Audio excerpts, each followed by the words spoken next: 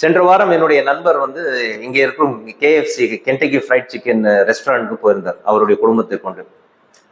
அங்க மிகவும் ஒரு அசுத்தமான ஒரு சூழல். எல்லாம் அப்படியே சாப்பிட்டு டேபிளே விட்டுட்டு சென்று விட்ட ஒரு பிளேட் அப்படியே விட்டு சென்றார்.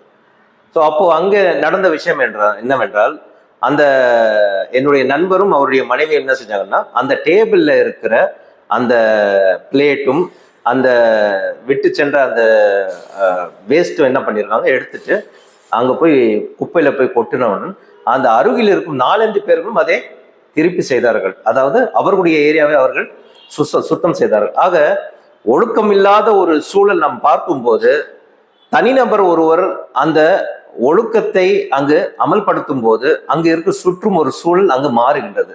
ஆக இப்படிப்பட்ட எங்குமே அந்த ஒழுக்கமற்ற ஒரு சூழல் இருக்கும்போது நாம் தான் முன் வர வேண்டும். ஆக தனிநபர் ஒருவர் அதற்கு முன் வரும் பொழுது ஒரு குரல் கொடுக்கும் போது அந்த சமுதாயம் மாறுவதற்கான மிக பெரும் உதாரணமாக நான் இங்கு பதிவு செய்கின்றேன்.